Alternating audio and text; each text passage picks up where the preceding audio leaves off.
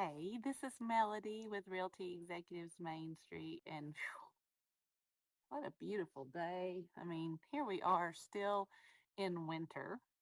And as you can see, I'm wearing short sleeve shirts. Now, of course, next week it's going to be cold again, right? Because we have several times here in East Tennessee where we think it's going to be one season, and then the weather will fool us for a few days, and then it goes back to the way it was. All right, so this is my backyard. It's pretty flat. That's kind of rare, first of all, here in East Tennessee. We're very rolling. I mean, like, this is very abnormal that we have this kind of flat land here. And as you've heard me say before, I do live in Knoxville. Um, and there are rolling places here in Knoxville too. I just happen to have a flat backyard. But one of the questions a lot of you keep asking me, okay, Melody, tell me the bad stuff. Now, I can't tell you bad stuff because I live here, right? There's some things that I could do without. And so I wanted to take some time to tell you what a few of those things are. Stay tuned.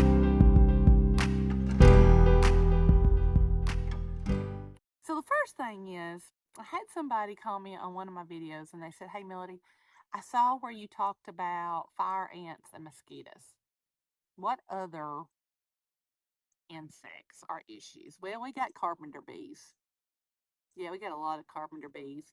They're not out yet, but they're coming, and they like us here in East Tennessee because we got a lot of wood. We got a lot of trees. A lot of our houses have wood siding, log cabins. So yeah, we get carpenter bees on our front porches, on our outbuildings.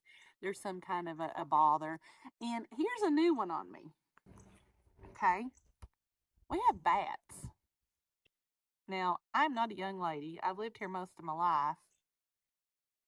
This is a new one on me. And after talking to a couple of friends in the industry, either in home inspections or with pest control companies, I've learned that this is actually a pretty common thing. Bats will get in your attic, decide to take up shop. Bats in the attic, and I'm planning on making a video about that soon, so stay tuned about that one. We love trees here. Oh, do we love trees? Trees are beautiful. But we have to think about them in regards to their roots, especially if we've got a septic system. We got to think about, okay, are the roots of that tree going to interfere with my septic system, with the field lines, with the driveway?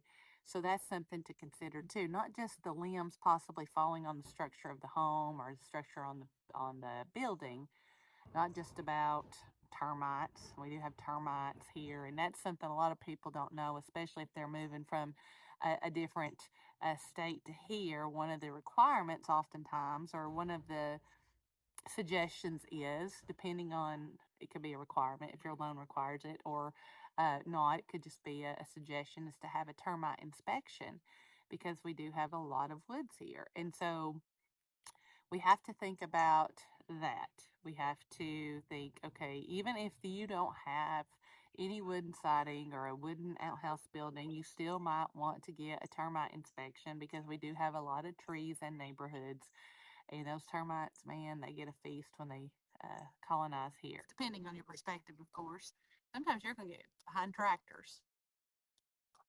And it's usually when you're in the biggest hurry because we have a lot of two-lane roads, especially if you're not on the interstate and you're going to get behind a tractor. If we have a lot of farmers here, and it is what it is, you're just going to get behind that tractor, or you're going to have to go over a railroad track and there's a train coming. We have a lot of active train lines in East Tennessee, and you just got to wait. But some people love that, some people hate it. It depends on your perspective. Now, here's a big one. Let's talk about puppies for a minute. Puppies meaning all dogs. So Tennessee does have a leash law. Sadly, a lot of people don't adhere to it, and so they will let their puppies run all over the place. And people have various thoughts about that. It's not my job to form an opinion on it, but I'm letting you know because I know there's been times when I've been touring homes with buyers and we have a dog that'll come up We don't know if it's the owner's dog, if it's a neighborhood dog, if it's a stray dog, or whatever. And it is very disheartening. If you are in any social media groups for an area of your choosing here in East Tennessee, you'll see a lot of times there's a lot of animal shelters who are needing help because they are so full.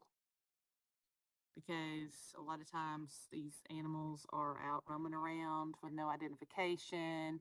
Nobody knows who they belong to, so they end up at the animal shelters here in East Tennessee. If I can help you in any way, if I can answer any questions for you, if you're thinking about moving to East Tennessee, please reach out. I'd be so honored to talk with you.